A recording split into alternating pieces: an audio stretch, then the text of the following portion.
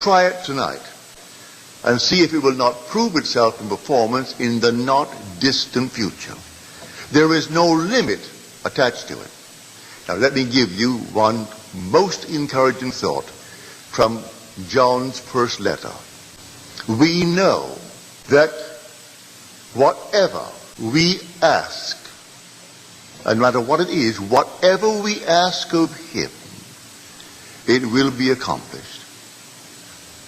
But who is the one of whom I ask? We know that no matter what it is in this world that we ask of him, it will be accomplished. You want it? The 5th chapter, the 15th verse of John's first letter. We know it. Do you really know it? Well, how do I ask? Well, I ask of him. Well, he is my imagination. I bring before my mind's eye a scene which would imply that I am the one that I want to be, or that my friend or others are as I would like them to be. I try to confine it within the framework of the golden rule.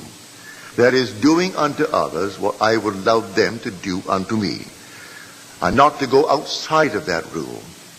It's such an easy thing to practice. Would I like the good that I ask of them? Yes. Like it for myself? All right, then ask it for them. Bring them before your mind's eye and dare to assume that what you are seeing in your mind's eye is true. Now there is a definite technique to it. A simple technique. If I can share with you what I do, and it works, I bring them into my mind's eye and I work myself up into an emotional state. It's like a peculiar rhythm. I breathe in and breathe out and breathe in and breathe out, and suddenly I reach a certain point, and then one deep inhalation as though I'm setting it up in a time exposure before my own mind. I set it up and all of a sudden I have a deep inhalation and every pore of my being explodes. And then I do nothing beyond that.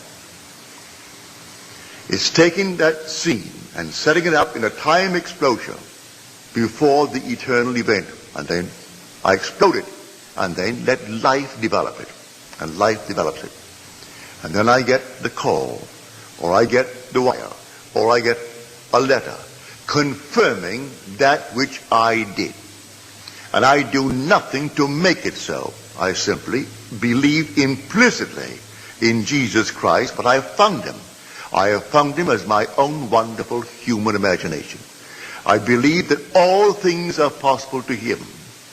He has ways and means that the mortal mind knows not of. So I do not care if I do not see clearly how it could possibly be. It makes no difference to me. I simply bring it to my mind's eye what I want to see it clearly, explode it, and then let it be. Now it could be tomorrow. It could be a month. It could be even years. I am not concerned. I have done it, and that's all that matters as far as I'm concerned. Everything has its own appointed hour. See the vision? That was my vision. The vision has its own appointed hour. It ripens. It will flower. If it be long, wait. It is sure, and it will not be late. A little chicken, 21 days. A man, 9 months. A horse, 12 months. A little lamb, 5 months. And there's a time interval between that impregnation and the actual embodiment of that state. And I do not know the time intervals. I only know that all I do it. And if that time interval is a day, well, it's a day. If it's going to be a month, let it be a month. I do not know the time intervals between my vision of you being the one that you want to be and you becoming that which I have assumed that you are. I do not know the time interval. But I tell you, it works. Now, before we go into the silence, let me once more try to explain this simple technique. You will have to practice it and use your own rhythm.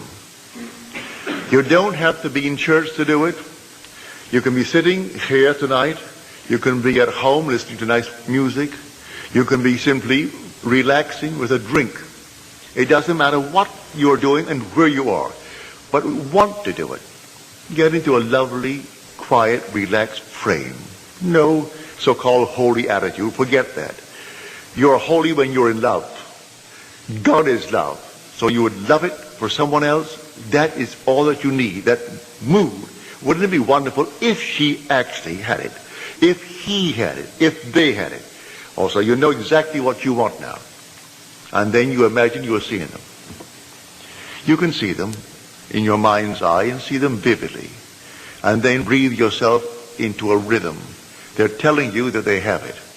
And you're getting yourself worked up emotionally because they're telling you that they have exactly what you know they would want in this world. And then you reach a certain point and you explode. Something actually goes out of you. It's power.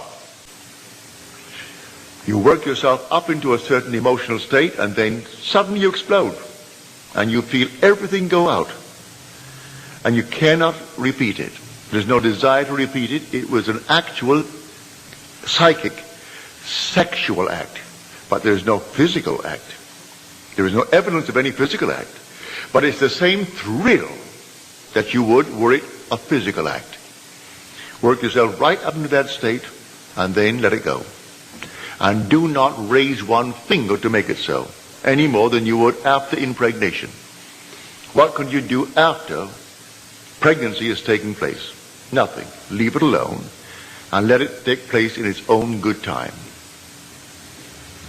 Now let us go into the silence.